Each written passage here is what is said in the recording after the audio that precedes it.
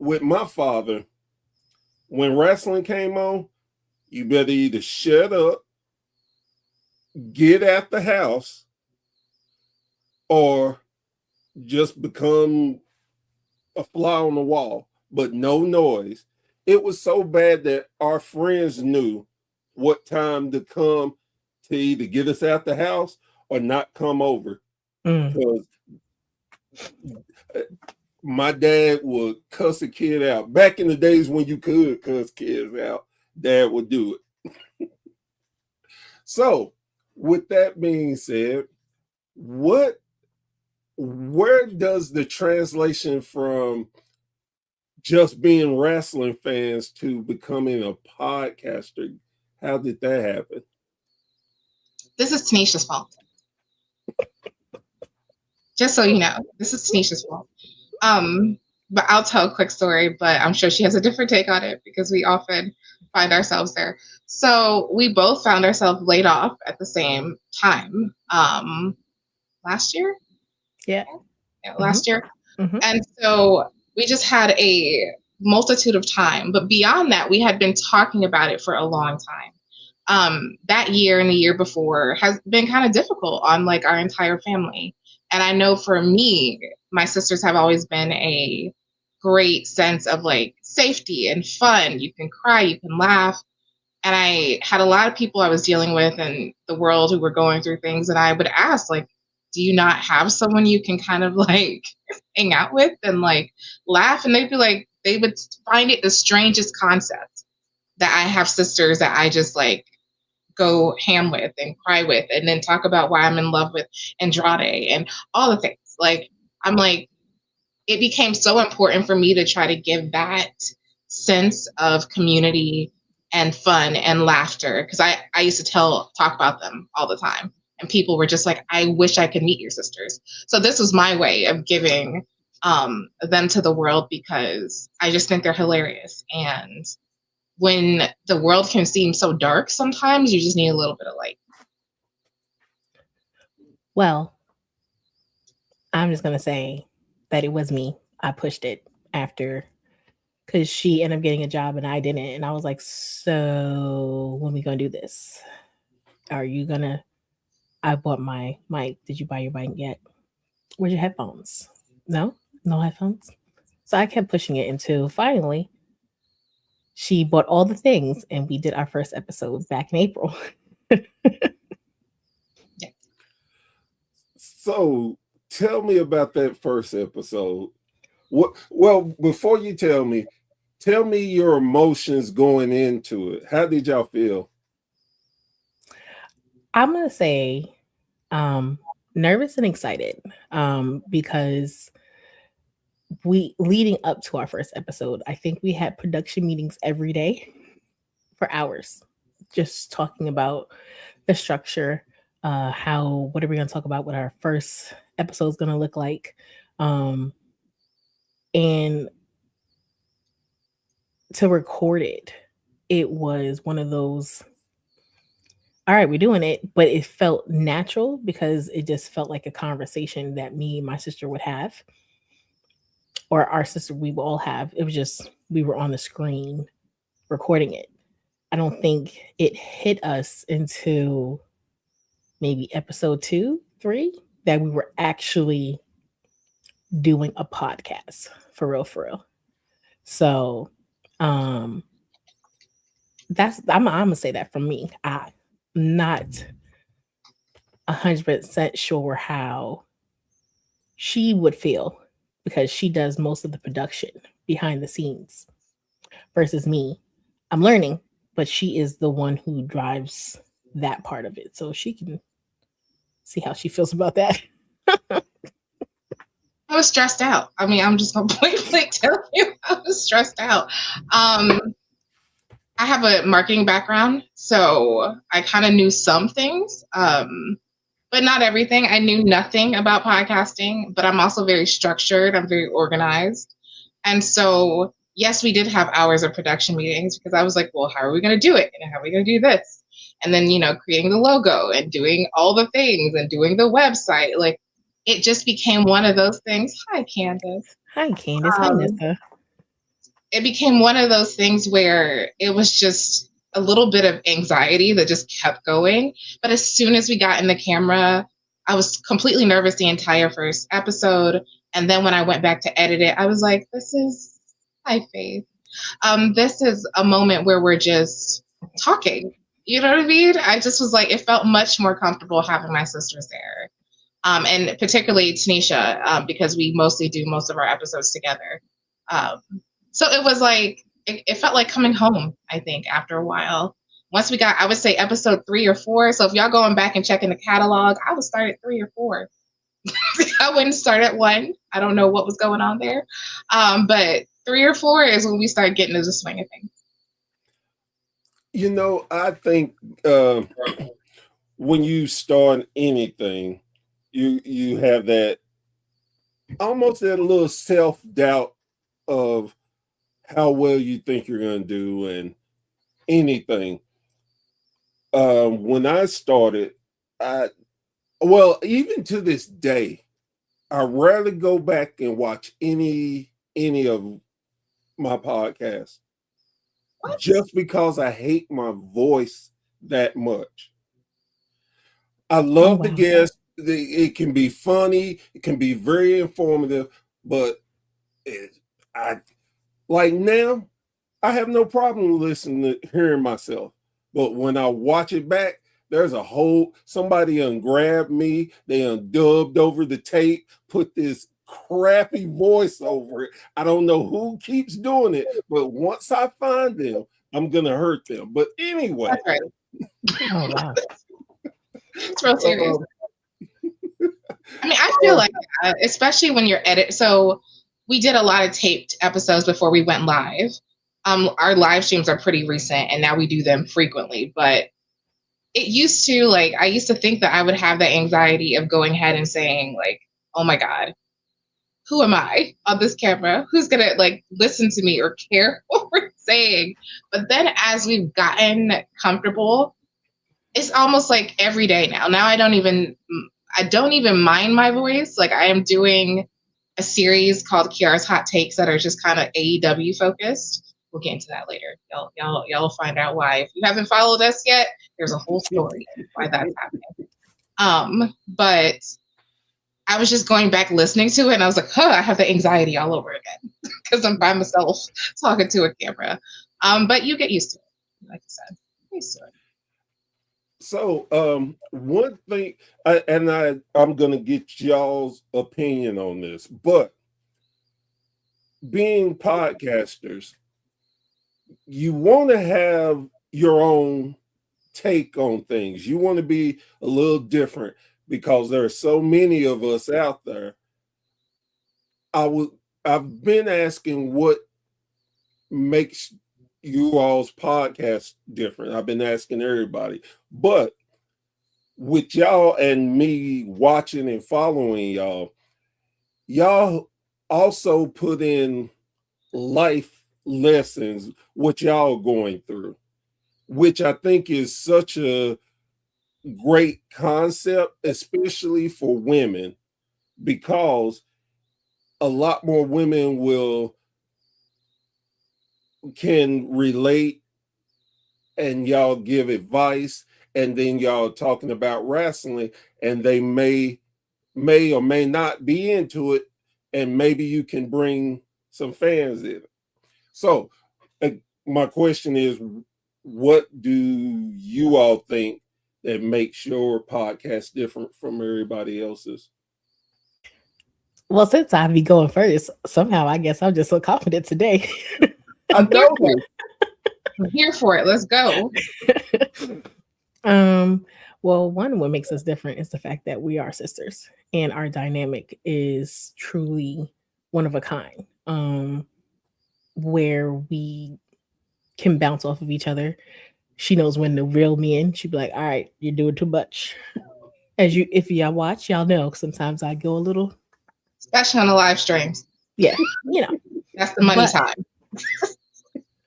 But I will also say that yes, we do take most of our life and parenting episodes are from our lives, because there's no other way to talk about a topic if you're not living it. I don't think we like to live in a facade of what over here is so sunny and rainbows, and if you're spanking your child, you're terrible. Why would you do such a thing? Yeah, and that's not us. We ain't gonna because and I think too we're trying with that, we are more relatable. I mean, I do remember when I knew we kind of was striking a chord with other people was when we had our dating episode, and it was about spinning the block. And I remember the first negative comment, and I was like, well, clearly spinning the block for you did not work. But I couldn't say that out loud on the thing. But still, clearly, you're like, who's taking dating advice from you? We weren't giving you dating advice, but clearly you spent the block and it did not work. So now you're mad. But it's okay. So I as we keep going and looking forward into 2026, it's just we're going to keep being ourselves authentically and not worrying about if you like me or not, worrying about if you can relate to us or not, because if you can't, it sucks to be you. All right, let me stop. I think it's time for me to stop now. That was good. That was good. Except I just want to add one thing, because I don't think it sucks to be you, but I do think you probably haven't found something you like. So what we do intentionally, we split our episodes up. So we have life and adulting is where we talk about our kids, we talk about our relationships, we talk about adulting. Like right now I have a kid getting ready for college, and I was like, I'm stressed out. I'm as stressed out as he is stressed out. I'm more stressed out. I don't even want to talk about college right now and college essays. Like I'm pretty sure next week's episode is going to be all about college essays and how you're supposed to teach your child. But if you happen to be a journalism major, your kid does not want your help. That kind of thing. But we offer a lot of different things. And also we even have a true crime podcast that we do. So, and if you drop by our lives, you don't know which side of us you're going to get. You might get the wrestling side. You might get the relationship side. If you hit us up with our midnight confessions, we are drinking, we're talking, we're laughing. You don't know what so side I feel like that day. Those are, but those are the moments that I feel like everyone finds it relatable one way or another. But spinning the block, I just want, for that one person out there, clearly it worked. Happily married over here. And I'm 3 years in, so Say, yep, work for us. I don't know about anybody else, but for me in particular, I can say. So I would say this. I think that was very nice, because one of my things I've always said is, they have this button called off. If you don't like my stuff, use that. Amen. Amen. And again, I don't want to be disrespectful, and I don't want to make it where people don't enjoy my show, but some things I'm not apologizing for. And yeah, I if I got to get there, I go there with a smile on my face. So, what do y'all think about the current state of wrestling right now? That's a big question. Which current state? How many states? Which promotions? Like, there's a lot going on. So, just the current state of pro wrestling. Do you think is in a good space? Do you think it's going down? Do you think just what your assessment is of the beginning of 2026 with wrestling? I could say that I think I'll go first. I was like, I'll let you got that ponder look going on over there. No, I'm trying to figure out why my kids be loud when I already told them to be quiet. See, you see that synergy? I could feel something was going on over there. I think I love the way things are kicking off for a lot. I also think it's weird that the internet wrestling community just seems so negative now. It feels like I would say the state of it is that wrestling is bigger than ever, right? Like, you know that everyone's talking about it. We have all these celebrities showing up to things. WWE makes sure we see them, so we know that they're everywhere and want to be part of it. I think it's still exciting, still kind of unpredictable in some cases. So I say it's kicking off well to me. I feel like they took some of the lessons from 2025, especially WWE in some cases, and they're, bringing up fresh talent. They're freshening up the storylines. Like, I feel like they kicked the year off with a bang. I feel like we got so much to look forward to in terms of what TNA is going to bring to AMC. And then even like AEW, I had a blast watching Dynamite yesterday. So I think that it's kicking off in a really exciting way. I'm a little disenchanted to see a lot of the internet wrestling community's like negativity about it, because to me, wrestling's supposed to be fun, right? Like, I don't personally attack anyone. That's one of the things you will notice about our podcast is we try to stay as positive as possible. There's never going to be any disrespect. Sometimes there's never going to be any disrespect towards the actual person. I mean, I think you need to be able to understand the character and the person and be able to respect that they're human and they have thoughts and feelings, but you can't express your thoughts about their character or their direction or their booking without making it overly negative or personal. Disrespectful. That's right. Or personal. Right. I mean, of course, I was making faces because I'm like, how my dislike for Jade, but her as a person, I like you, Jade, very much. Her as a person, I don't know her to like her, dislike her. Her as a character, it's up in the air. Anyway, I would say only because I would say from the reason I said that is because someone, I forgot what podcast it was, but they were talking about her character or that she doesn't have any real talent to go up against right now. And I agree. I agree that it looks to me similar to how it was at AEW.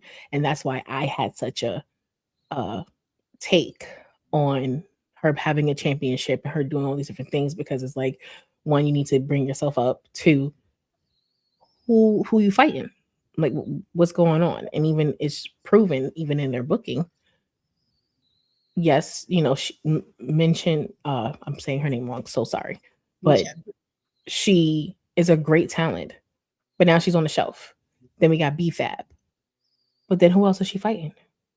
Like, y'all don't know who else. We're on the SmackDown yet. But I'm just saying, but we've had so many, like, I guess they're trying to tell a story, but it's just still not there. It's like they don't know how to think out the box when they don't go with the story that they already had planned, right? So we already know it was supposed to be Bianca and Jade, or Naomi and Jade. They don't have, since those two players are not in play anymore, it seems like they don't know how to jump in and think of a new idea.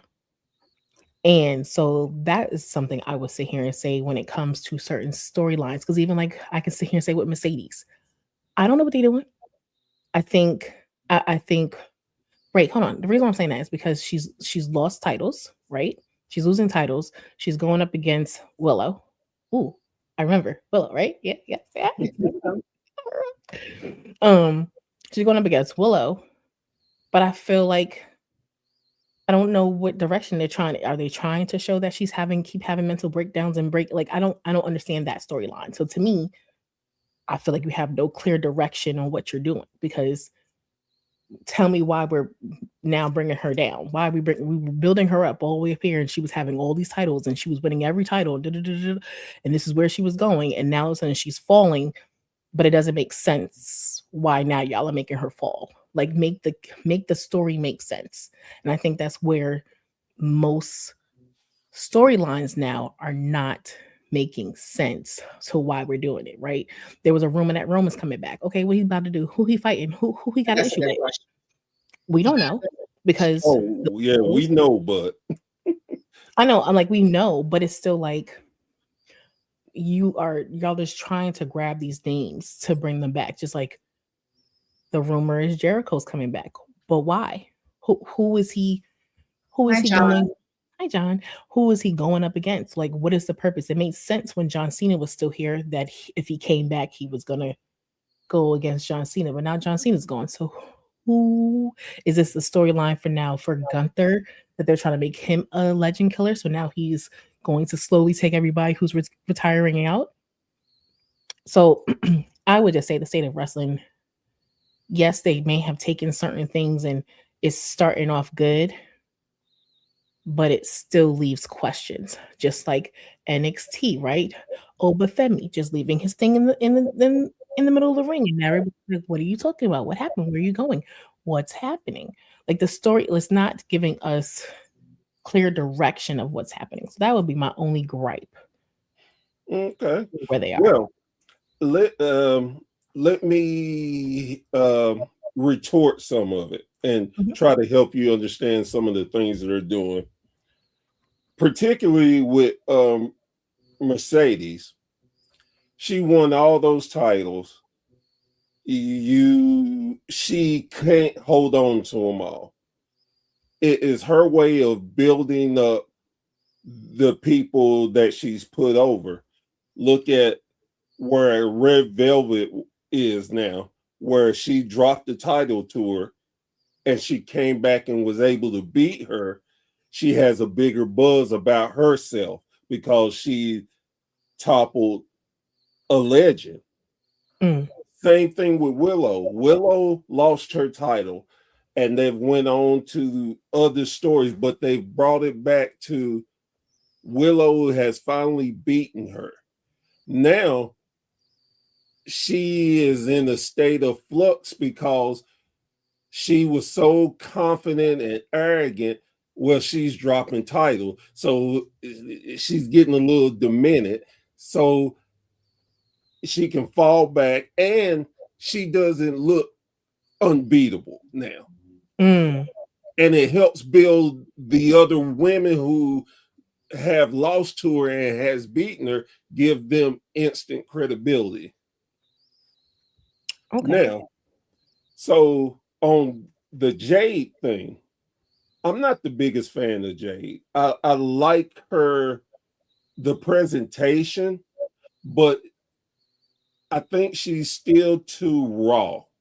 And I will argue that with a lot of people, and I don't feel like they should have gave her the title. But even with that being said, it's not her fault that she doesn't have competition. It's WWE's. When you don't have enough women in the division, and some of the women you got them doing nonsense, you have to keep contenders there. And no disrespect to B-Fab or oh God. Michin, thank you. I was gonna say Keith Lee's wife, but I love both. I love both of them, especially I give B-Fab a lot of credit because she is starting to get better. Yeah, she's gotten a lot better for sure. Better. But does anybody think that's gonna beat her for the title? No. And no disrespect to them either, but they were just fighting for the US title and they couldn't beat Chelsea Green. Now, again, it's no disrespect to the people and their work, but it's the fault of WWE when you don't have enough people to legitimize a championship. That's right. Tiffany Stratton, you hadn't seen her since she got beat. I've heard rumors she may be hurt. I don't know. But she was just working out in the gym somewhere. She was hurt at first, though. Like I'm not saying she wasn't. She definitely was hurt at first, but then if you don't have women like Jordan Grace is coming up, which is going to be fabulous. Yes. They're moving NXT talent to build up your roster, which is good. You have to make people contenders and make it worth me watching. Why in the world would I want to watch Cody Rhodes take on, I don't know, Otis? No disrespect to Otis, but he's not that level of a superstar. So you have to build you cannot have a great main event roster if you don't have a great middle card, because just like Seth got hurt, you got to have people ready to move up to be able to get, if they get the chance, get that ball and run with it. Yeah. And then they bury some people like LA Knight, for example. LA Knight should have been a world champion 2 years ago. Myself, I think it's too late for him. I think if he gets the title, I'm good. Again, no disrespect, but I got jokes. He's going to be Jey Uso light. Oh, wow. No. Yeah, and look, I love the Usos, but everybody know Jey, they just gave Jey these titles and built him up because he was selling merchandise. Yeah, I'm a yeet and buy the merchandise. Well, and that's it. So, and again,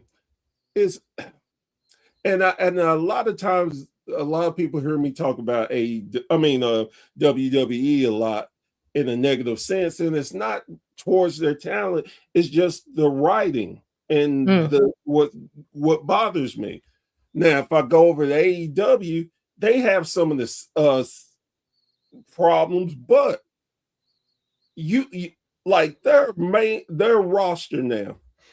MJF is a world champion. He has at least 7 people that can legitimately challenge for the world title, and any of those 7 people, you can say, I can see them winning. It's not written in stone. I have a question for you about that then. What about Bandito? What about this feud? You think Bandito could beat MJF? Honestly, yes. And the reason why I say that, they have pushed Bandito so much and made him such a hot star. I could honestly see that. Now, I don't anticipate it, but if it happened, it wouldn't surprise me. It would surprise me though. Like, I hear what you're saying, because we talk about that a lot. Like, that was part of our 2025 kind of wrap up, is like, we're like, WWE needs improvement. Like, y'all need to figure out y'all storylines. Y'all might have seen the clip. My sister was like, ChatGPT, Copilot, whatever you need to do to figure out how to tell a story properly. That's really important. We argue a lot of times that they can't keep that many balls in the air rolling. They just seem to get confused about the ball. The ball falls. We never see the ball again. And 3 years ago, we're like, what happened to that one ball? Like, nobody knows, right? So, but I would argue AEW also has, like you said, there's issues with there too. And I had some things that I thought needs improvement. Yes, there are people in a title picture, but they're the same people who have been in a title picture forever. So, like I mentioned, like, I'd love to see Kyle Fletcher move up and like be in the mix too. I'm like, get out of the mid card, put him up there with everyone else. I think they could use a few more at the top. But WWE's biggest problem is they rely on these part-time stars, and so they're coming back. And like, I even argued that WrestleMania vignette was like a slap in the face because it was like, for real, just these people. First of all, I don't care if you had to roll Steph in there with a wheelchair. He should have been in that video. Okay, like, that to me was crazy that they left him out and added Brock Lesnar. Like, you got to be kidding me here. That's a whole nother story. But my biggest problem with them is exactly what you're saying. Like, this is one of our reoccurring themes. Where is the rest of the talent? Why are you not building them up? You do have people who could be superstars at a higher caliber, but then you leave them. Like, why you got Julia with Kiana? We still don't know why y'all together. Like, you gave Julia the belt back, and that's great because I think she's great. But my knowledge of her is based on what she did to NXT, because we haven't seen much in terms of wrestling from her in WWE's main roster. But I would argue that's because no one defends titles. So that's how the are other we thing. They don't building up defend people if no one defends titles? It's like, oh wait, when's the last time that title was defended? Nobody knows. You know how many times I didn't know who the tag team title holders were? I was like, wait, who? We'll be on a live and I have to ask my sister, wait, who has the tag team titles again? Like, I forgot. Don't get me started on their tag team division. SmackDown, at least SmackDown has tag teams that they actually push with titles. That I won't argue. But Raw, man, look, let's see. Man, Tozawa, come here. You ain't doing nothing. Let's go get these titles, dog. Man, nobody cares. Nobody. And man, the last title defense was like 7 years ago. So you got to defend it now. You don't try to act like you got some care about these titles now. Well, they do. That's why they put them on the Usos, though, because they need to heat them up again. So it's like they gave them to the Usos to heat them up. But they were already getting heated up with AJ and Dragon Lee. They did amazing work. But I would argue on SmackDown, they like killed the fire tag team division that was. Like, I was tuning in for the tag teams. I was like, all right, Motor City Machine Guns, I see you. I see DIY over here. I'm seeing the Street Profits. I want to know who fighting. Everybody fighting over the same thing. We had Andrade and we had Dragon Lee. Ray Phoenix, and then we had Ray Phoenix. Like with other people. And my biggest issue is that when they gave it to the Wyatt Six, they basically put it in the graveyard. Like, all the feuds just stopped. And I was like, what do you mean? Like, why are we now we're sending them to AAA, which again, admittedly, I love me a AAA event. I do. My sister will tell you, I'll be in there translating. I was like, I got you, girl. I'll tell you what they say. I know. Like, I've been studying Spanish a long time. I'm in it. But it's like, again, the biggest concern with me is that you can't seem to manage to keep all of these storylines straight and keep them all running at the same time. Because it should feel like one of these soap opera shows where you got people everywhere all the time coming in and going out and talking to people and mixing it in, instead of we just have people going from Raw to SmackDown and SmackDown to Raw and not using the current roster that's there, but just, moving people around and then signing people to brands that don't really actually matter, because will we actually see them? Oh my God. I wasn't going to talk about the split brands because it don't make any difference now. You can just show up whenever, challenge for titles that on a brand you ain't on. Right. Okay, so I wasn't going to talk about that. But I will get into the AAA TNA thing. I love the TNA thing, though. Not now. But before. Well, here's my issue with both of them. Let's stay with AAA. You have a great promotion, and you're trying to build them up to your audience. I get that. But you get the tag titles to the Garzas, who legitimately are two of some of the best workers in the world. Mm-hmm. But y'all job them every week on SmackDown. Exactly. And then we're going to turn around and send them down to win the titles. So you're saying that their people can beat our jobbers. How does that? But then, hey, you know what? Let's make Dom Mysterio the double champion. That was good. Now I liked it. I'm not saying I didn't like it, but what I'm saying is it undermines the talent that is there, and you want to make them feel important too. Now, TNA, NXT. Name me an NXT. NXT star that's won the title over in NXT. What do you mean? I said it wrong. I heard it in my head. You mean the TNA star who won the NXT title? that what you're trying to say? Yeah. Any TNA stars that's won a NXT title? No, none. And that, I mean, we talk about that too. That was one of my grapes, as in, like, I would love to see, like, if you're in a partnership, I would love to see the other brand taking ours. Like, let's tit for tat. Let's do it, because then now you're giving me the story and understanding why we're connected.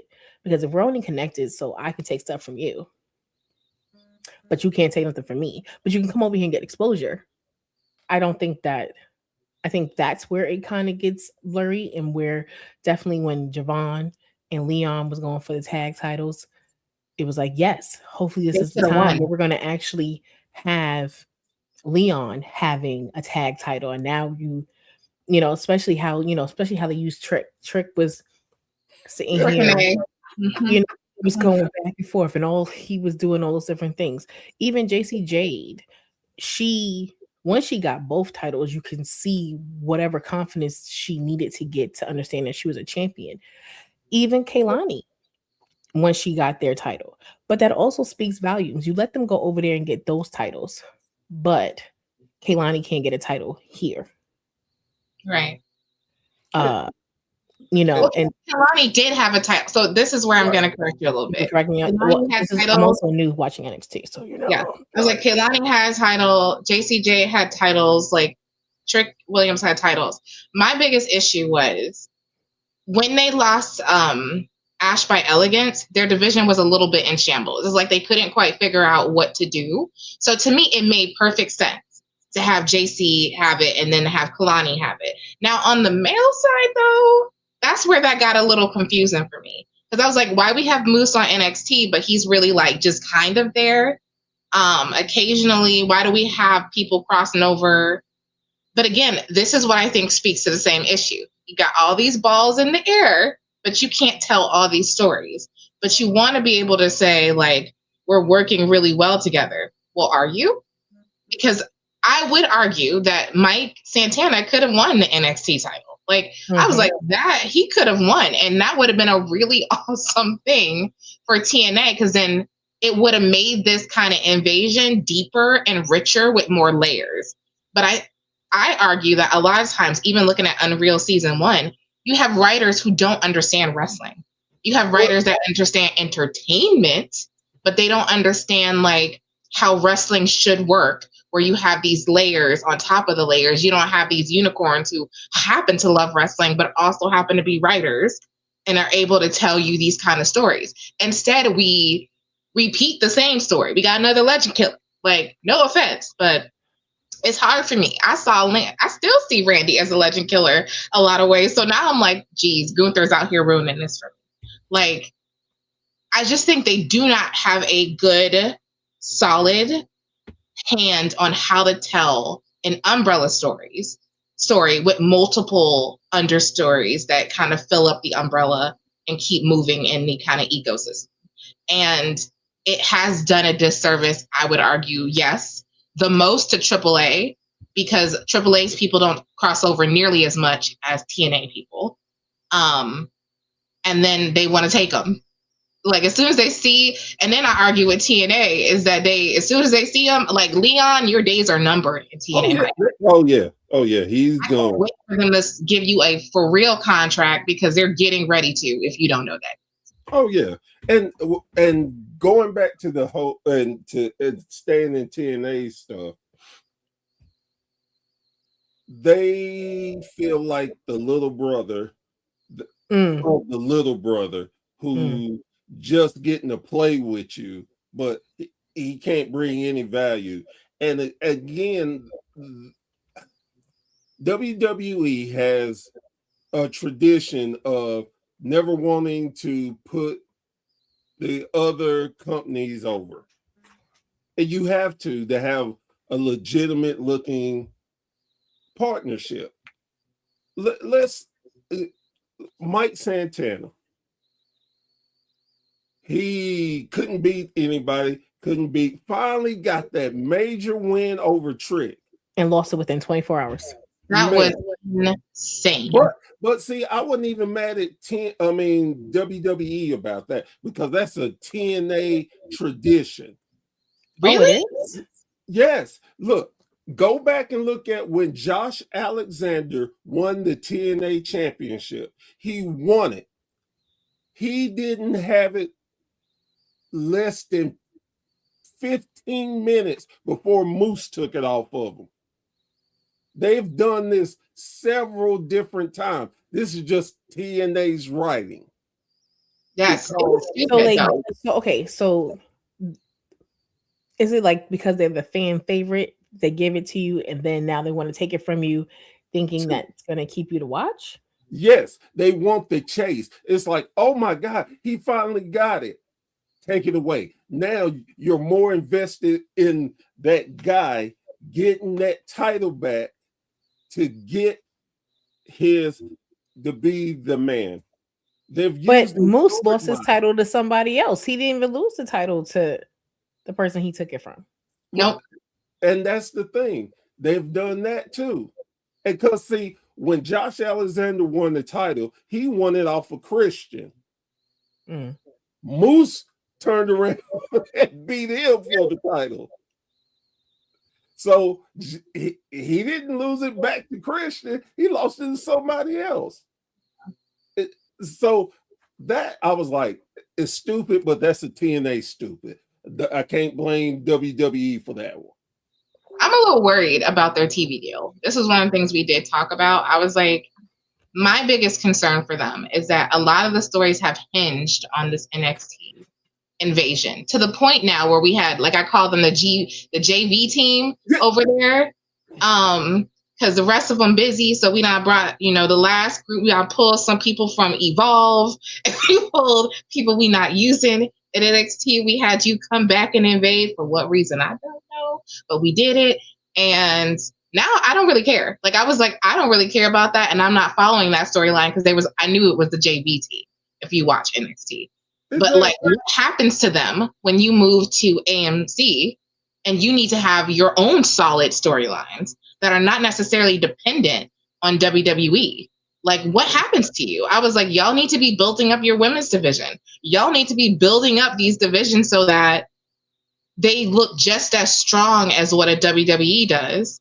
But then you got NXT people who are technically not even on the main show coming over beating your talent. Like, you need to spend a little bit more time on you and figuring your stuff out. So I was hoping that they were going to give it some space, but it feels like they said they're not. So, and one thing that I will say, that there are, like, with them getting this deal, it was with the help of WWE. Mm-hmm. Now they want people that they recognize. That's why the Hardys are still there doing it, because they are stars. Anybody who, you don't have to be a wrestling fan to know who the Hardys are. Mm-hmm. Or let's say you just stopped watching wrestling, you're just tired of it, or wasn't your thing, but you know the Hardy. Man, I might check this out. They're still doing it. Let's see what they're doing. Now, okay, I got you. Now the thing is to keep you. Mm-hmm. And most wrestling shows have not figured that out. I think too that, and I'm go back to something you said earlier, the writers, of course they don't know anything about wrestling. They don't care about wrestling. It's entertainment for them. And because they write stuff to quick shock people and to do just silly stuff that doesn't sit right in the wrestling world, they think it's great. And they're trying to catch the casual fan. They do not care about us, the serious fans, because they know, you know what? We can put whatever, they ain't going nowhere. If they go, they coming back. Now, what makes them nervous though is, oh crap, there's an alternative. Not just an alternative, they got a big alternative. They put money in their stuff too. hey, they for that whole year, well, couple of years, they tell that lie. Well, we don't look at AEW as competition, but we're gonna counter program everything they do. They got pay per view. We're gonna put on pay per view the same day. They know AEW is competition, and they were trying to subtly throw salt in the wounds. The problem is when you do stuff like that, it can turn against you.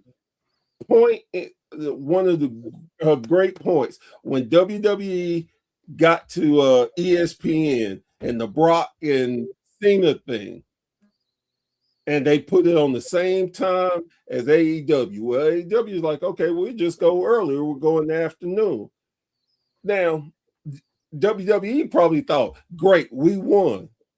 No, that backfired because more people like, hey, I like the afternoon wrestling because after that, I still got time. I can be with my family. We can do stuff. That's a great idea. Now that if AEW keeps doing that, watch. I guarantee you, WWE going to try to do the same thing. I mean, technically they do when they go to Europe. Yep. I was going to say that. Because they about to what? Tomorrow is going to be 2:00? Well, they have to because the way Netflix is, and they have the distribution with Netflix. It has to be live, so it doesn't matter if it's not in the United States. It's going to be live, whatever time. Now, well, I like that. I ain't gonna lie. I just wish, we didn't have to use things like VPNs to see it at the same time. That seems a little unfair. Just I mean, we're spoiled. We're spoiled as wrestling fans. We are used to the feeling the United States was it with wrestling. You want to watch United States wrestling? Guess what? You get on our level. We don't come down to y'all. Now they're starting to realize, oh snap. We make more money overseas because they're not used to seeing this. Man, what y'all want us to do? We'll go live, no problem. We'll throw y'all pay-per-view. No problem. The Saudis throwing money. Man, y'all can take all our pay-per-view. Don't get me started. Yeah. I have thoughts and feelings. I feel like this strategy is going to bite them in the behind eventually. Because what you are seeing, I was diehard WWE for a while, but even when I was younger, I used to watch WCW and ECW. To me, I was like, wrestling is wrestling. So as many as I could watch and enjoy, I was fine with. But this competition, I told my sister, I was like, who cares? Because we grew up with the WCW and WWE, and we're switching back and forth between Nitro commercials. Somebody in one room watching it, yelling about the result. You got the other person coming back telling you. Now, at least you can just flip back and forth a little faster than we could back then. But I don't think that the rivalry is as much as an issue for me because I think it matters. I think WWE, what they're trying to do is control the media narrative because they're trying to get those casual viewers. And that's smart. You already know WWE is going to be on every single cover, and not just the trade magazines. They're going to be on Variety. They're going to bring in anyone they can, all the stars ever, so they can be on the Hollywood Reporter, right? They want to be everywhere you can possibly be, and that is a power for advertisers. However, they're not rationalizing, like you said, they don't really care about the diehard fans. Well, then this group of fans is feeling neglected, which means that they're going to start to move towards other promotions that cater to them. So it leaves a huge hole. And if AEW is smart, they start filling out how to bring in some casual fans too, which is why I think they're starting doing some of these DC partnerships. But they're still very much in this niche and not looking towards casual fans. Because I think if they could figure out that strategy of grabbing casual fans who come in, because I will tell you, the AEW pay-per-views sell me every time. They're my favorite thing to watch. I may not watch regular TV, but I'm definitely paying for this pay-per-view because I want to see amazing wrestling with a million matches where I'm so tired at the end of the night that I might have to pause and come back. Like, it's so much, but I feel like I'm getting the bang for my dollar. Oh, So WWE, it is going to bite them in the behind eventually, because you're leaving a hole for somebody to fill, and you're assuming no one's going to fill it. But when you have a Tony Khan and you have like the money, all he needs is the right strategy, and it's going to be to WWE's detriment sooner rather than later. But I Go also ahead. feel that they're also counting out the independent brands too, because I went to a hog wrestling event. Now, granted, I'm very critical. If you watch, you know how I don't like to know spots and all these other good stuff. I just want to just watch. But they were on TV. They was live streaming while I was there. The person came through the audience. It was a lot going on. I was very happy that I went, and I plan on going again because it's affordable. Mm. And they seem like they cared about producing a product that means something to the fans that are there. Now, granted, this is the first time I went there, so I don't know a lot of people. So I just know Zilla, and they had the Hardy Boys, and they had Shotzi. They had, but it was like, oh, I need to probably watch this on whatever, I forgot what brand they were saying they were on, but they are on there. Just like, so it's like they're also counting those people out, because as you start losing your diehard fans because you want to ticket us out, you want us to choose between our rent or paying you to come see y'all. Listen. Right? And yes, you have where you can break it down. You got your Affirm. They have different ways. Because I remember I was trying to go 2 years ago, and it was like, well, you can break it down in 4 payments. And I was like, yeah, but is that making sense? Just so I For a can leave wrestling the show? body and stay No. there for 3 hours knowing how I am? Because if your match is boring, I don't want to watch you. I rather fast forward. That's why I don't go. But they don't care, and they've already told us multiple times that they don't really care. Even if you watch the promo video that Triple H just did, he had a whole bunch of celebrities trying to get to WrestleMania and talking about fighting him. And I was like, sir, we know you're not getting back in the ring, so I'm not understanding why are you showing us this? But it was to show us pretty much that all the celebrities want in, because the celebrities can pay your prices. We can't. And that is where, unfortunately, they are going into that direction to get those casual wrestlers. But you do have the people who are dead hard fans who can't afford it. But eventually they are going to see the steady decline. And hopefully it'll be too late. It won't be too late before everybody kind of goes, y'all were the brand. Now everybody else is coming up here. Because I feel like TNA will eventually break off too and go back to where they were. Because I'm like, at one point they were who they were too. And that's why WWE just said, hey, come here. Because why not? So you said so many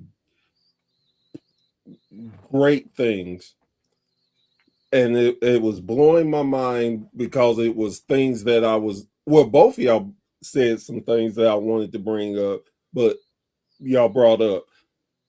I want to talk about the indie scene, and you already answered. This was your first one. Have you went to an indie show before? For me? Yes. I cannot wait. So I have plans. I'm in the Raleigh area, and so I am scoping out calendars so that we can actually do that, because that was one of our goals for 2026 too, is to get more interested in the local wrestling scenes. I have seen a lot of really great stuff coming out of Charlotte, and I can't wait. That's one of my plans for this year. I'm going to drag my children and my husband, who are not into wrestling but will be by the time I'm finished. My 2026 resolution. So one thing that I'm very big on is telling people to go support indie wrestling. And the reason why One, it's affordable. Two, you can actually have conversations with wrestlers. You can talk with them. You can meet them. Three, now I would never say that they're better or worse than the majors. What I would tell you is the feel of going there is different. As much as I go, sometimes I do this little simple thing. I will close my eyes and just listen. Mm. And if I can't tell how many people are in that building where it sounds like I'm in a room, I'm in a stadium with 2,000, 20,000, that means that show is good. The crowd is hot. They give that type of energy.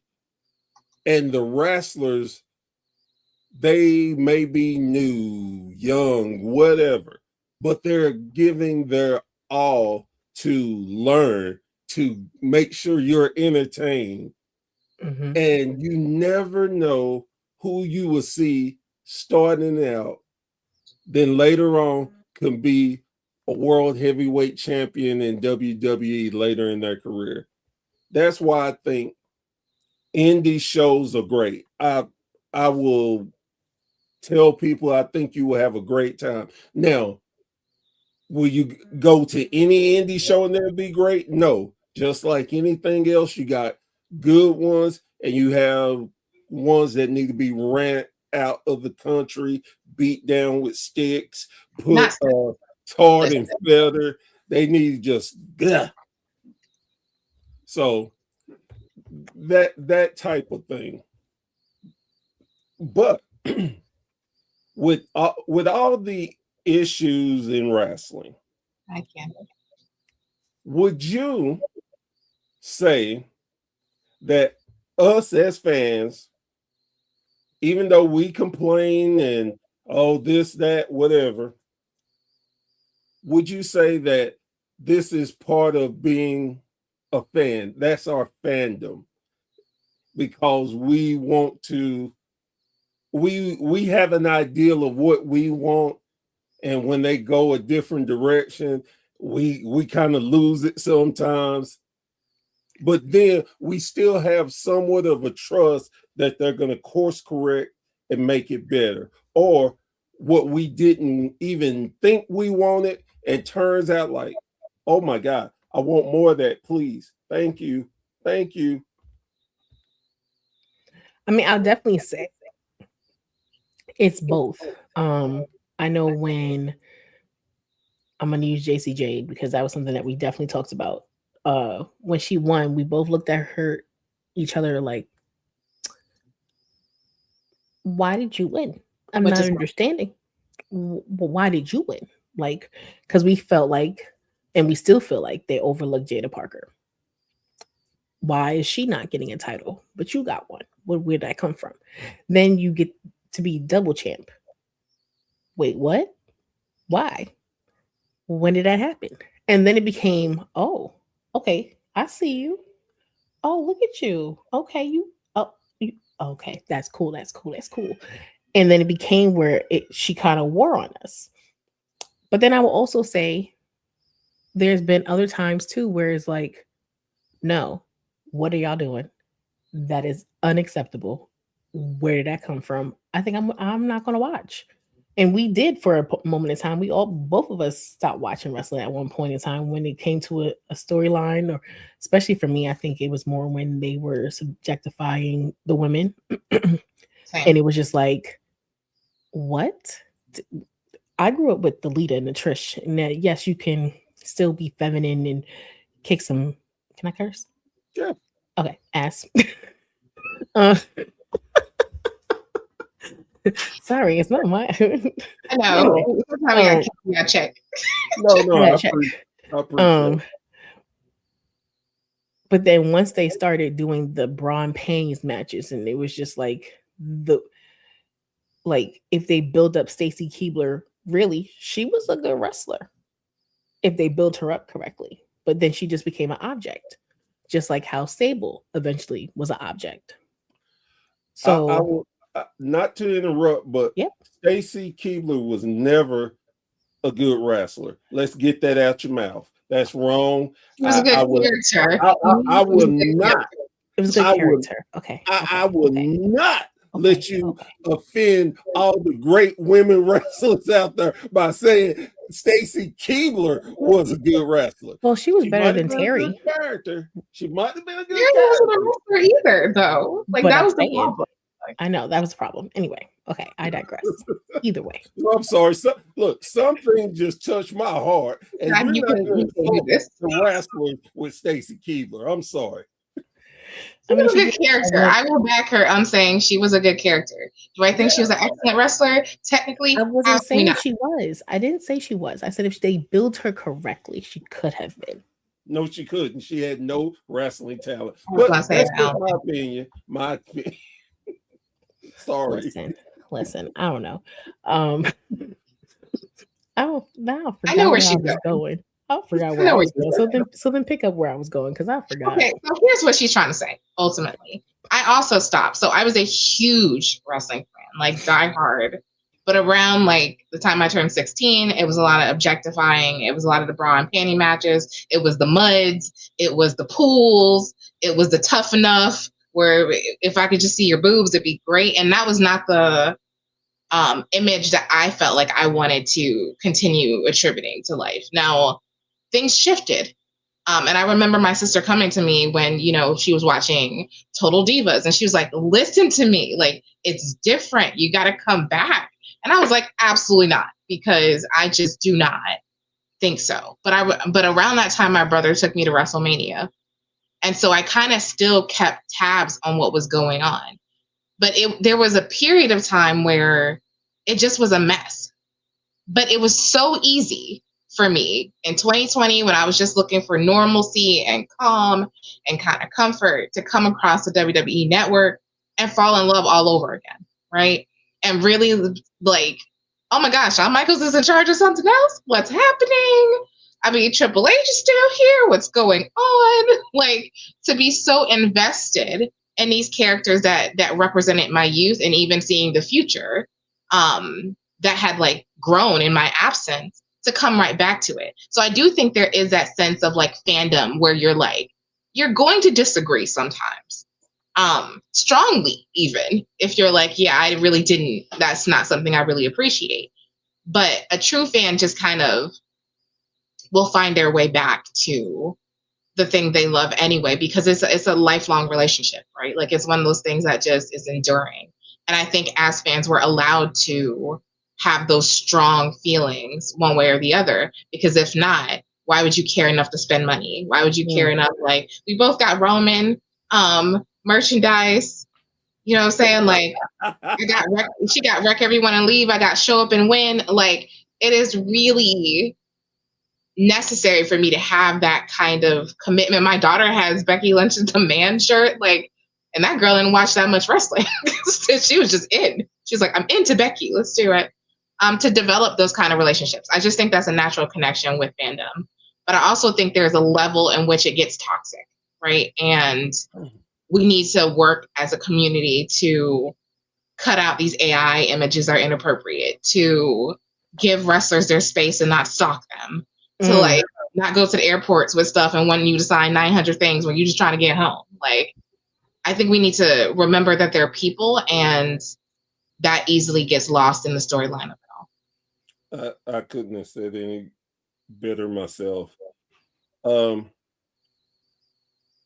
tribalism that is very out there with fans,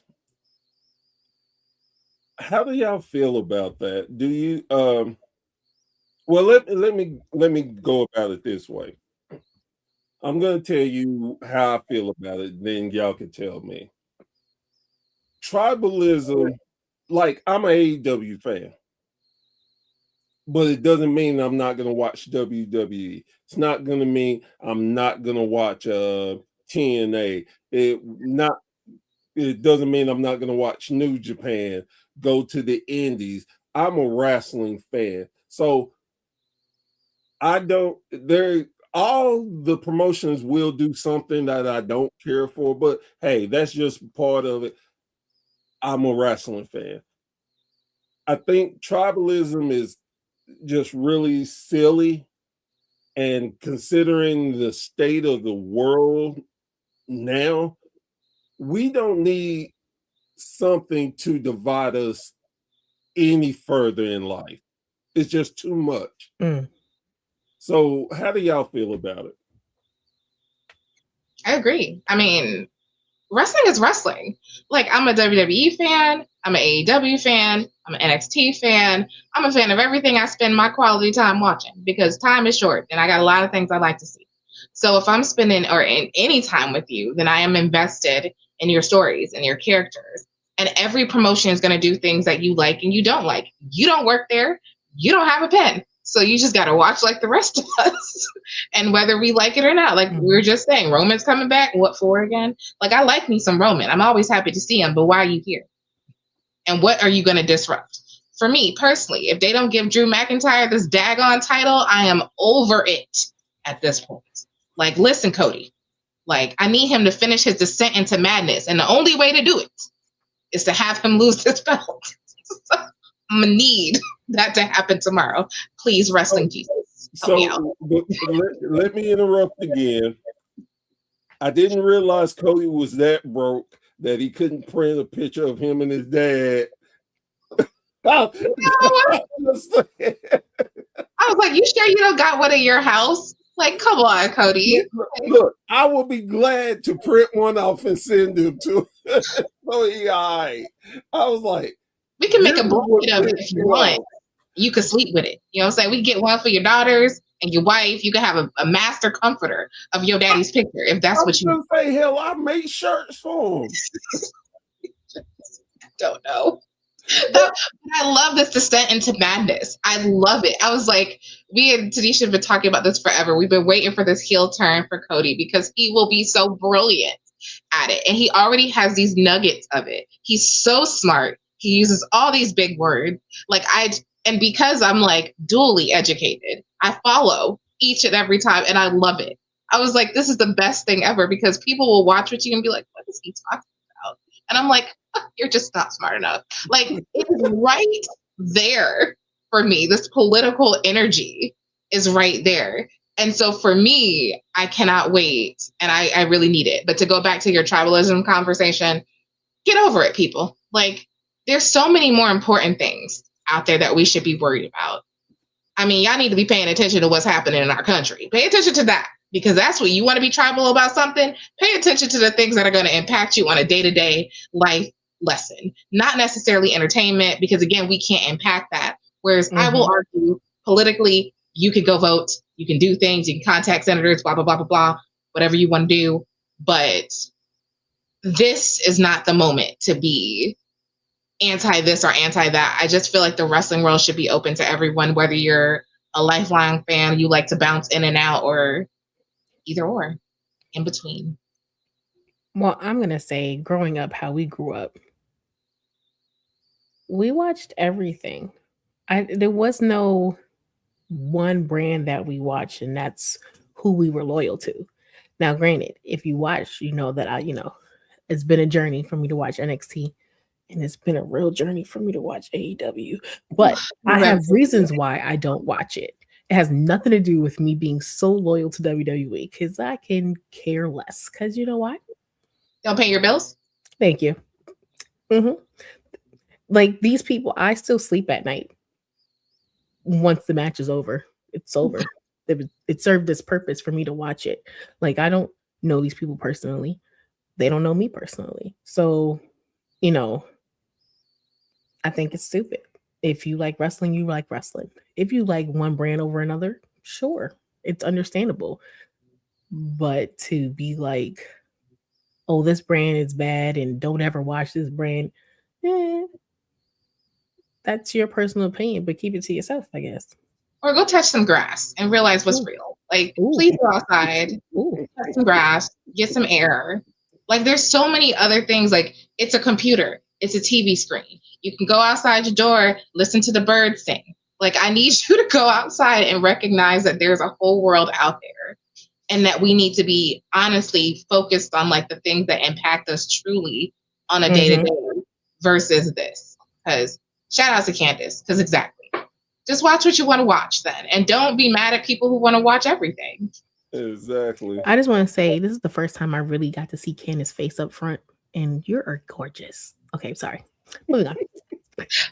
Now you're getting that same treatment, Candace. I hope you love it. I hope you love the energy that she gives you. I mean, I definitely didn't talk about how chocolate droplet you looking today either, but okay, I'm sorry. I digress.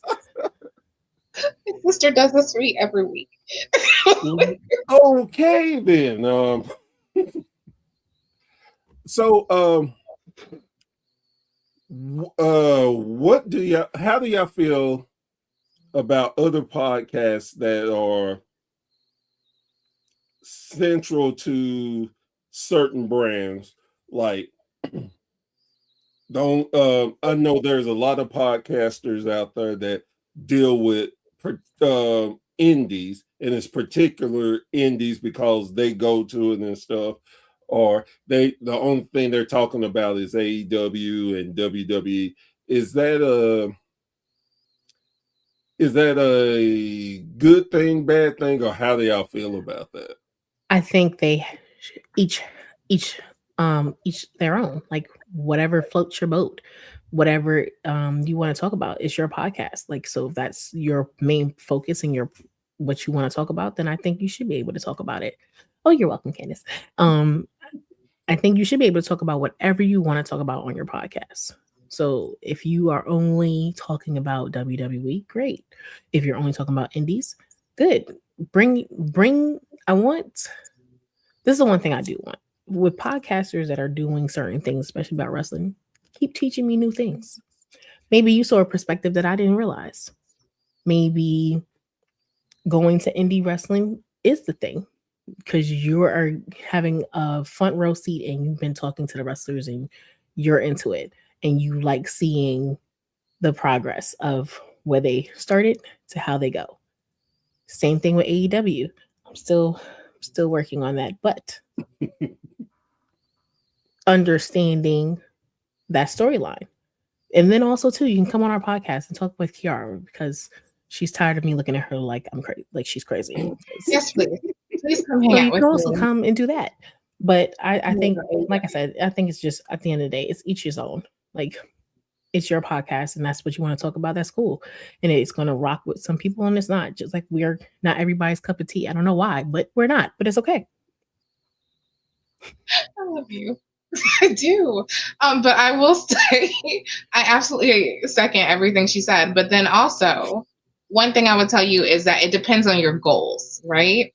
So I think what's really important, like with our podcast, we focus on WWE at first. It was mostly WWE, and then it was NXT WWE, and then it was TNA NXT WWE. And this is why, like I mentioned it earlier, I have a set of shorts that I'm doing that are focused on AEW. Because one, I love my sister. She don't watch enough on a weekly basis to have these deep, in-depth conversations. And so I don't get to invite people into our world who are just whatever tribalist to AEW. But don't bring that energy over here is what I tell everybody. Like you can keep that energy where you're at, but if you're interested in the conversation, you're welcome to come and, join and talk. And we have no problem having these conversations. Like if you come to our lives, we talk about everything. If you ask a question, we mention it, we engage our audiences. We want you to have your perspective as long as it's in a positive manner. But if you are a podcaster and you're focused on growth, but you're not seeing it where you are, then that's where you need to bring in like the strategy of it all, which my marketing hat is showing, where you need to decide what you want to do with that, right? Like if your goal is just have fun and talk about what you love, then do that. But if you're someone who's like, I want to conquer the whole wrestling world, then no, you can't only talk about one thing. You need to be open to other things too. So it just depends on your individual goals, I feel like. I love it. I love it. And and when you said that, the first thing that came across my mind is my theme song. It's like, if I ruled podcasts, what would I do with that? First of all, that was fire. I want to tell you, I was jamming over here to the theme song. I was like, that was great. So what I wanted to do with that, just to let y'all know, is not my normal theme. And I started last Friday, and I did 4 podcasts that day. And I am a night owl, so most of my creative ideas come at night. So I'm tired, want to go to sleep. I'm about to go to bed, and so I thought to myself, man, if somebody goes back to look at my stuff, everything is going to look the same. You know what? I need to come up with a different theme. Yeah, a different theme, a different intro to make it stand out. So instead of going right to bed, I did that. Now the music. Now I'm an old guy again. So I am listening. I have a CD player. I don't know if y'all can see it, but it's right beside me. I got 1,000 and thousands of CDs that I burnt and didn't label them and stuff. So I go through sometimes and listen just to see what's on them. I might find something I don't have because I transfer most of my stuff to the computer. So I'm sitting there listening, thinking and stuff. And Curtis Blow came on. And he said, if I ruled the world. And I thought to myself, you know what? That'd be fire if I ruled podcasting. I was like, yeah, I'm going to steal that. So then it's like, well, I ain't about to write no, look, I ain't that talented. I ain't about to write jack.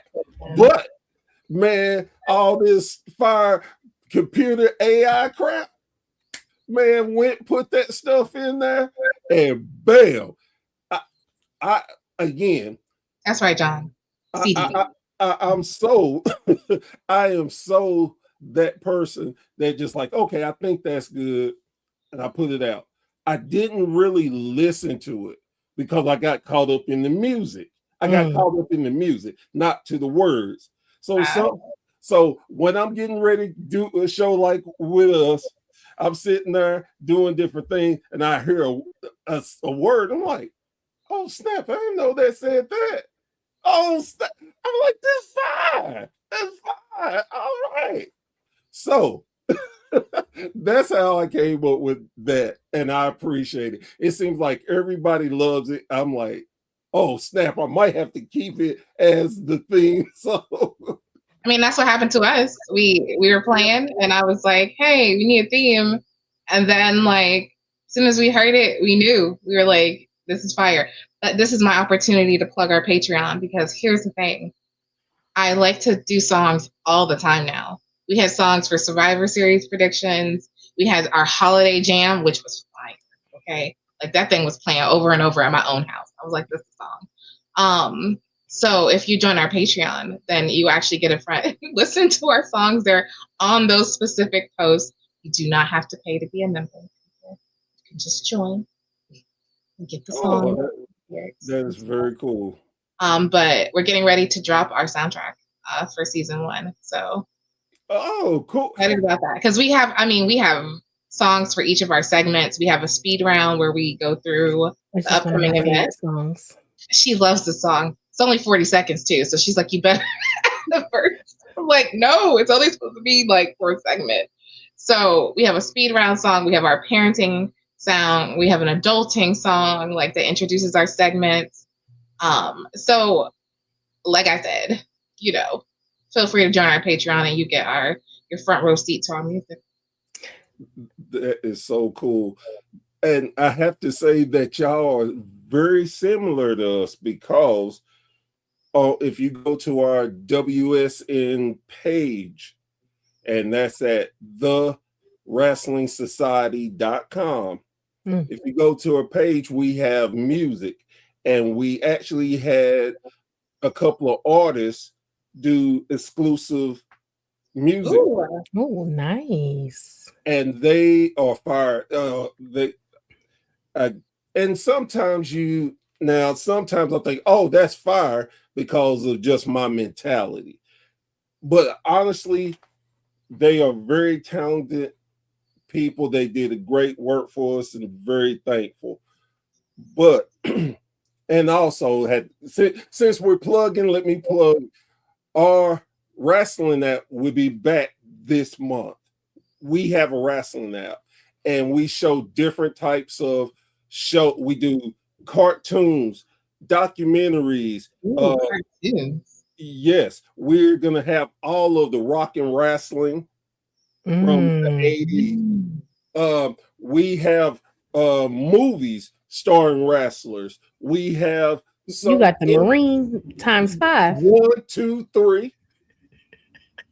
We have some indie promotions. We have some of their shows. We have so much, and the best part about it is free. Yeah, ding ding ding, free ski. So everybody knows a free show. It is coming back, and we will definitely keep everybody abreast of it. I tell you, if you're a wrestling fan, you will appreciate our wrestling app because we try to think of so many different things for fans. But getting back to my guest, wait, I saw, hold on, I saw this comment and I got to put it up. John out First here. Off, I know who Curtis Blow is. Do I know his songs? I don't know. I have to listen to it, but that doesn't mean I don't know who they are. Thank you. And I saw this one I have to put up. Yeah, they've been begging. Okay, so this soundtrack, to give you a little background, once I released the theme, and then there's so many that keep coming that we decided to put together a soundtrack. I'm working on it, y'all. I mean, listen, your girl got a day job, a night job, a business, the kids, a husband. I mean, I'm trying. I'm coming. Doing the best I can. I mean, I would help, but she has the account, so I can't. I don't. And then he's gonna. Okay, see, these are the breaks. Okay, so there you go. See, I know that song. See. Oh my goodness! I just want to put that out there. I have no idea what y'all are talking about. Yes, you do. Stop you it. sure? Yes. These are the breaks. No. Break it up. Really? No. Okay. You keep forgetting what I used to listen to. I know. I forgot. I was more the more well-rounded child. Well, I was gonna say this. Lies. I tell you. How? You don't even know that song? That song was popular. I'm sorry. Do you know any of the Spanish songs? Which ones? Which one? See, we're not doing this because we would be on here all day. Listen here. Well-rounded my behind. I know me some Mark Anthony and some Selena Cruz. Celia? You mean Celia Cruz? Excellent work. Excellent work there. Oh, God. She knows Selena. You mean Celia. I do know Selena too. I know that. That was my favorite movie. Thank you very much. Appreciate you. Okay. I was gonna say, y'all definitely sisters. Y'all definitely, there's no doubt in my mind that y'all are sisters. Yeah, I'm on the tracks, but I'm not on the tracks, if you know what I mean. Like, this ain't my voice. Say, we ain't doing it. You know what I'm saying? One of these days, I keep telling people I'm gonna get a Grammy Award or something. I might have to be a platinum selling artist since AI artists out here doing things. I might have to go that route, so we can afford to get our voice back there. Not there right now. No, we're not there right now. Used to be there, but we're not there. Our little sister is. Yes, we somehow take her down. Our little sister also comes on our podcast too. She's the other main event mama, so we always like to invite her to come hang. But she's not into wrestling these days. She's into Babyland. So whenever she comes back, we will kind of try to get her back into the wrestling. We're trying, but AEW is again still far out her reach. So I'm trying WWE first. It's a little family friendly. And I'm gonna try to move into NXT a bit, and then I'm trying to mix them two together. And I'm praying TNA don't got too much blood. I don't know what I'm gonna do. Y'all out here making me on the struggle bus. Y'all know do not want to see the violence. And so, which is crazy because I like violence. I'm a murder mystery person. I like to see blood, but it's just one of those things where it'd be like, all right, how many times you gonna stab this person with a fork? That's John Moxley's. Well, I was gonna say, Lord, then you could not watch any of an Abdul the Butcher match. We saw Absolutely them not. growing up, though. I know. I mean, but I remember us watching ECW, but my person was Tommy Dreamer. That was my guy. Me too. Well, no, I was a big Raven fan too. Yeah, exactly. But it was like, but how they did it, it was, I don't know. I just think we were younger and we might have had more of a tolerance for it at that time. Right. I think, you know, when you start raising the future generation and suddenly you're like, oof, oof. Sometimes it could be a little Like my hard. kids are not going to watch AEW. That is absolutely not going to happen. Well, actually, my kids could, but they don't want to.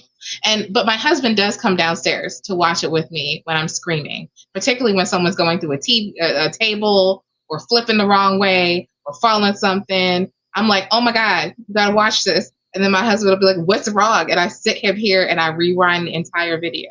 And he's just like, why do you watch this? I was like, did you see him go through the table? Did you see it? And he's like, I love you. Good night. So I fell asleep on AEW because I was so tired. But well, I mean, it was until 12 o'clock. I mean, I'm just saying. We also fell asleep. We didn't make it. I had to watch it again the next day. Okay. Right. I'm going to say she didn't make it. I still, well, what? I knew I was keeping track of us who won and who didn't win. So I was awake. I was just quiet. This time, normally she goes to sleep on me, or she just cuts out and she's like, I've seen enough. I've seen enough. And I vaguely remember in my exhaustion that day that there was a conversation around, I do not want to see this. What is happening? I did. I said I'm gonna turn my camera off now, but I'm just gonna leave my mic on. That's why I said I do remember saying that, but that doesn't mean I was really watching it. Anyway, I'm sorry that we are taking over your show. How what were you about to say? It's all good. Watching it. It's not like I was there in person. I mean, I hear her. That doesn't mean I believe her. That's what I'm saying. I got into bed and I was sitting there watching it. And my wife, she was in the living room. And I saw Shelton Benjamin throw John Moxley. And I let out this roar. She's like, what's wrong? What's wrong? You okay? I said, yeah, I'm fine. It was just this wrestling. She's like, oh. Yeah. She's like, I thought I was coming to save the day. What happened? I do that. I scream. And then, like, I remember when I was watching, like, I finished AEW today. And I was like, oh, this was good. But when I was watching the pay-per-view, my kids were like, they were like, Mom is yelling, but she's okay, Dad. It's okay. She's yelling, but she's fine. And then when I came out to get dinner, they were like, why are you yelling? I was like, y'all yell all day. Don't do this to me. Don't be disrespectful. I was yelling for a purpose. You just be yelling for no reason. So, and I have no problem expressing my utter joy or displeasure while I am watching wrestling because I am that in tune to the situation. I'm sure tomorrow is going to be an insane show. So it is what it is. I was such a too cold Scorpio girl. Okay.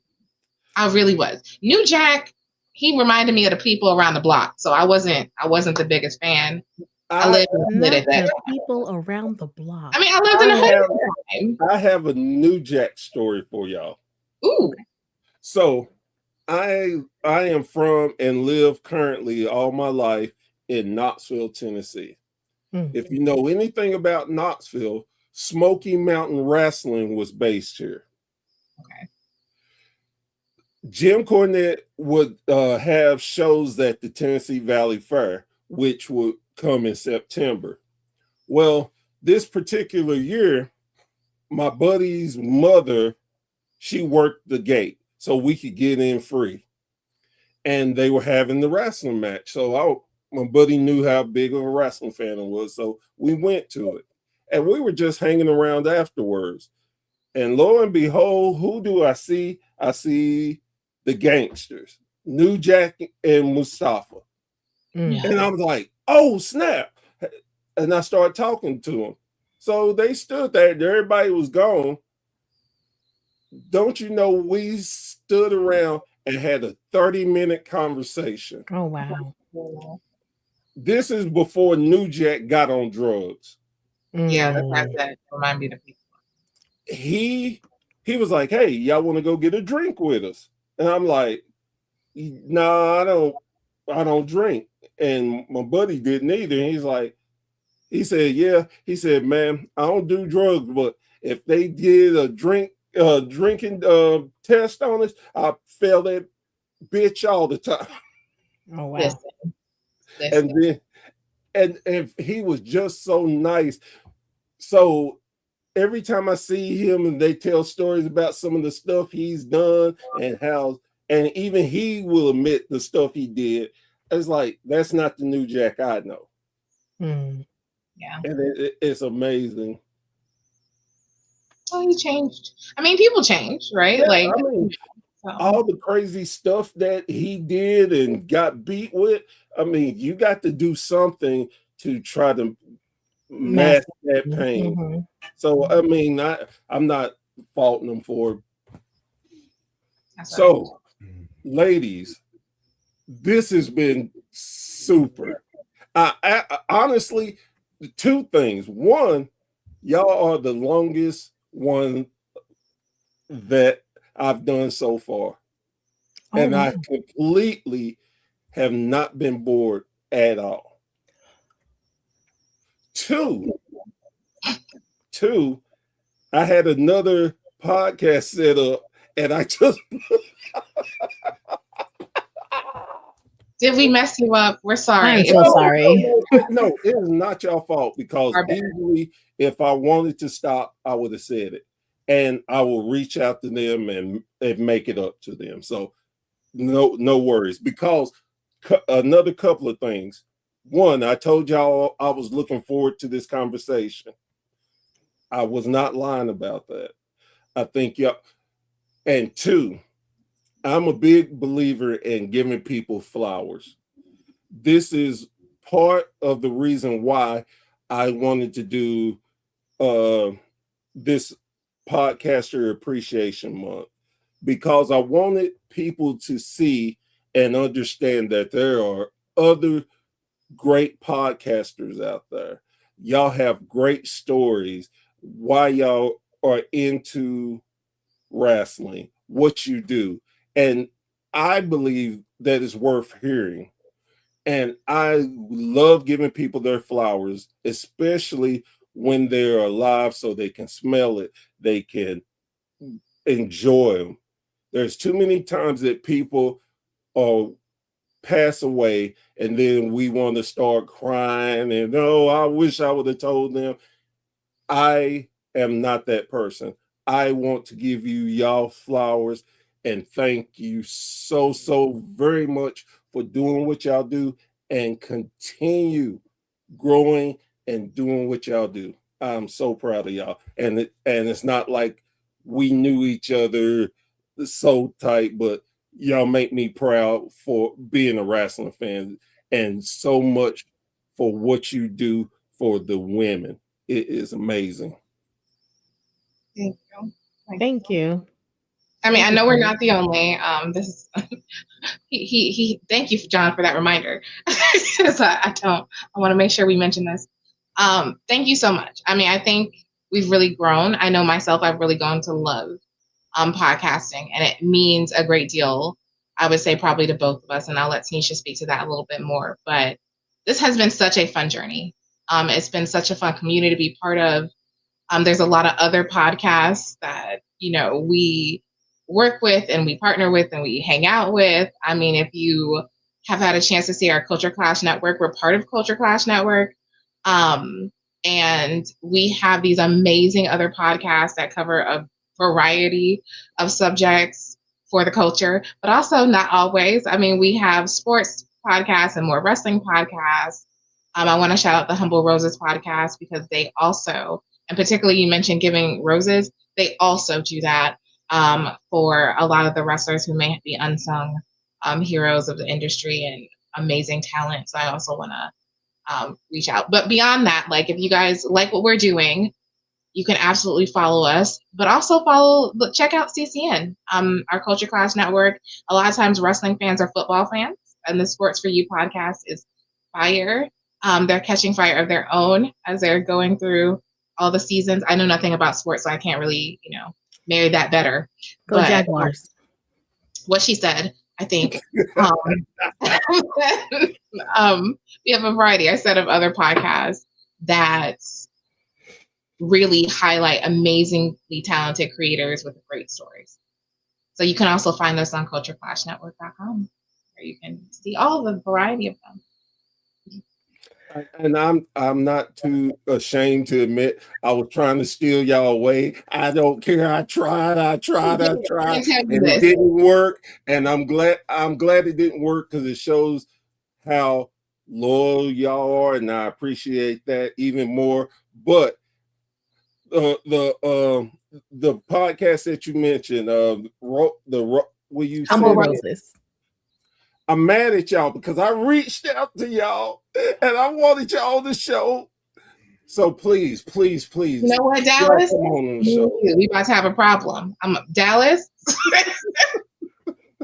No, I get it. And in all honesty, I get it. It sometimes it's hard to get people together and stuff, and you just don't know what people really want. As I went through this whole journey, reaching out to people that I don't know to say, hey, would you be willing to come on my podcast? I want to celebrate all of us. People nowadays, you just don't know their true intention. So I don't have any ill will toward anybody if they didn't want to come, but I definitely wanted to, and hopefully, and I know y'all would definitely tell people, hey, he's legitimate. He cares. You're going to have fun. So I know that. So I'm also going to tell you, yes, you reach out to Humble Roses, but you need to reach out to Marks and Mikes. They're a good time too. They're a good Marks time. and Mikes too. Big time. They had DJ Ashton Martin on there not too long ago. They had D'Lo Brown. Well, I got a quick funny fact about D'Lo. Uh-oh. Did y'all know D'Lo started out here in Knoxville? No. Smoky Mountain Wrestling. He was one of the gangsters, thugs. Wait, what? Really? Aren't they the same thing? Isn't a gangster thug? I'm so confused. Well, no, the gangster was the group. The thugs were their little minions running outside. Oh, okay. I got it. So if you go to Smoky Mountain Wrestling, look up the gangster, and you will look. And if you look up the gangsters, one thing that's going to pop up is New Jack's rant that made white people wanted to kill him. Oh, I'm looking. It was that bad. It was that bad. It was that good. Jim Cornette was so proud of him because it did. Jim Cornette, a white man. Yeah, but Jim understood to get that heat, and that's what he did. And he knew, hey, these black guys going to all these white towns. He wanted that heat. He got it. So if y'all don't go look it up, it's on YouTube. I promise y'all gonna be like, I'm gonna look it up. Oh my! Now I'm nosy. I'm like, I gotta see this. I gotta find it. That's the next thing I'm gonna do before I log off for tonight. I had other things to do, but this is the focus, clearly. So again, I thank y'all. I appreciate y'all. I would do everything in my power to continue. I try. Every time you're like, this is a standing situation with them. No matter where we are, as soon as you mention this, it goes on. I would definitely reach out to you. Keep your DMs open and I'll be hooking up. But I feel so proud because women in wrestling don't get, there's not a lot of y'all. And when I see anyone, especially good ones, I want to make sure that they are known about, talked about, celebrated. And man, again, y'all doing wonderful. I know you're going to continue doing wonderful. And this is just the beginning of collaborations. I feel that in the air. We'll be back. I got someone. See, now I know I got someone to talk to about AEW. So I definitely gonna be back now.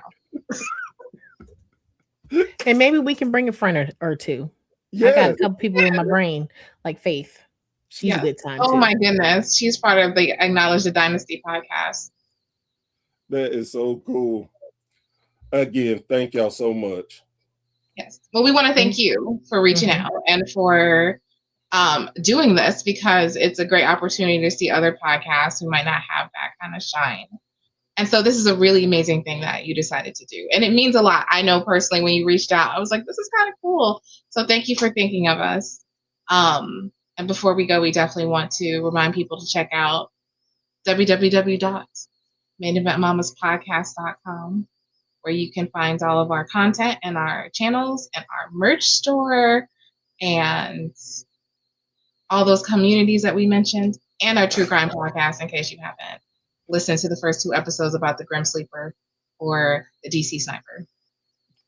And then, go ahead. No, go ahead. It's your, you sure? You good? You're the guest. You're the guest. But it's your show. So I don't want to be rude to my guests. You know what? Okay, cool. Okay. So